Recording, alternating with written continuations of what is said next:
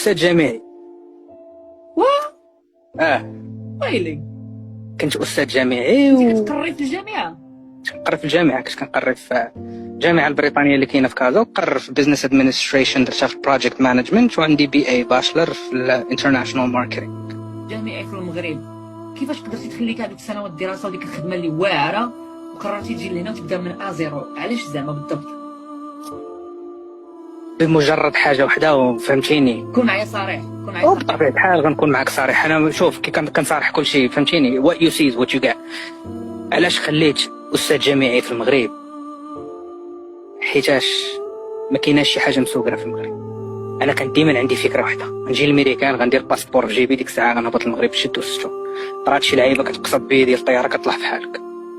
يعني دابا تا استاذ جامعي في المغرب ما عندوش مثلا داك الخلصه ولا داك الشيء اللي كيستاهل. استاذ جامعي في المغرب كنت كناخذ 300 درهم الساعه.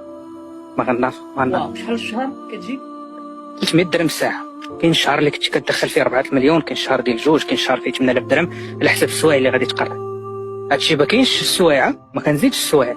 الماكسيموم اللي كنت كنخدم انا كنت كنضرب 2 3 ل 4 او غرون ماكس. بعد خطرات الجمعه كنت كنبقى خدام حتى ل 11 الليل، من 9 الصباح حتى ل 11 الليل. ما ساهلاش. واخا تقول كاين فلوس بزاف كتبقى واقف ضارب صباط مزير، كتبقى واقف النهار كله ما كتسالي.